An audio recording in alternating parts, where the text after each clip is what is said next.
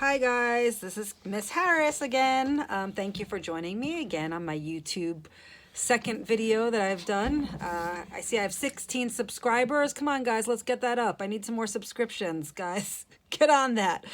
Anyway, today I want to review a couple of quick things. I want you to remember that you're going to need a vanishing point. You do not need a horizon line, but that will tell you what looks like it's floating and what looks like it is grounded. You're also going to want to be making 1-inch squares. So I will show you again how to do that. You're going to look at the side of your paper, make a 1-inch line. I'm using between my 2 and my 3. Turn your board so that you're nice and steady. Remember, or your paper, not your board. I have my paper on a clipboard because remember I said my surface is not even. If your surface is not even, make sure you have a book or a clipboard to work on. And again, now I'm going to go between my 2 and my 3. It doesn't really matter. You could use between 1 and 2, but we're using between those 1-inch measurements, and that's just going to help me to make this square look nice and straight, okay? And then I'm going to turn it again and again so I can have my ruler nice and rounded, and I'm going to close that square out. Okay, if you had a little left over, you could just erase that. And then you're going to want to go from, so step 1 is to make your shape. I did that. Step 2 is to go from your corners to the vanishing point. I'm going to do that. Remember, you don't want to intersect with your shape. Corner, line it up to your vanishing point. Make a line. Corner, line it up to your vanishing point. Make a line. Now, remember, when I get to this one, I wouldn't draw it because it would go through my shape. I don't want to do that. And now here we get to the point that's called side and slide. That's the third step. I get on the side of my square and I slide out my ruler, keeping it parallel. I don't want to twist it or turn it. I don't want to just drop it and put it anywhere. I want to slide it, get on the side of the square, slide it out, keeping it parallel. And then I go to about where I think it will look like a cube, and I make a line from there to there. That closes out that side of my cube. Now I'm going to turn my paper, and again, I'm going to get on my side, slide it out, and I'm going to get to that corner right there where that ended and make sure I'm parallel and draw my line. That's how you're going to make a cube. But if you're getting done with your cubes and you have 6 of these in perspective, 3 in bird's eye view and 3 in worm's eye view, the next thing you can start to think about is another shape. Maybe something like a triangle. So I could just put a triangle in on my paper. And I'm going to make a triangle.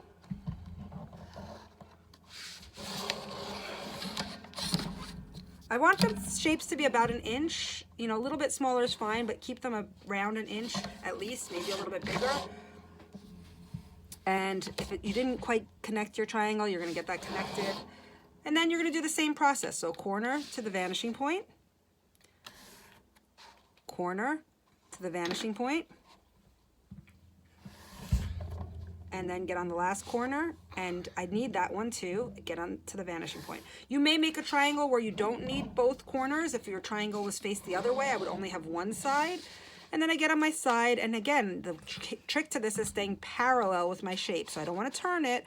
I want to stay on the side of my triangle, stay parallel with my shape, and make a side. Then I'm going to turn it again, get on the side, and get to that corner right there and make sure you're parallel, this and this. Remember I told you the check?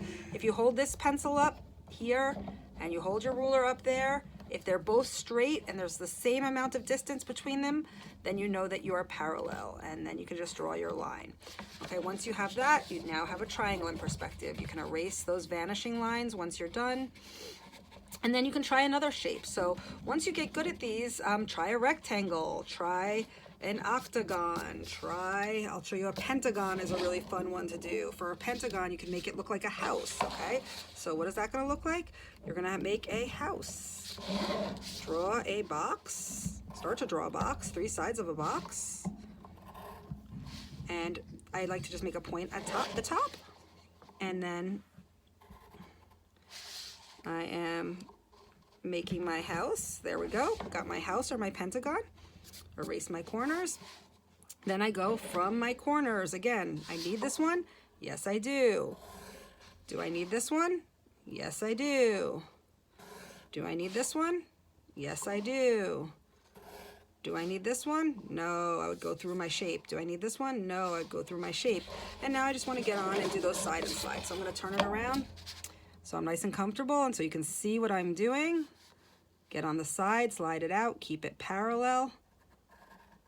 This and this need to be parallel, and then get on the side of this top of my house or my pentagon and slide it out till I hit that corner. That's my new corner. And make sure I'm staying nice and parallel. This and this should be straight with each other. And then you have what looks like almost like a three-dimensional house. Okay, if you wanted, you could add windows to that house. But for the most part, that is what you need to do. So that's that 3 steps of perspective. You need to make a shape, whatever shape it is, be it a triangle, rectangle, pentagon, then corners to the vanishing point, then side and slide, keeping it parallel.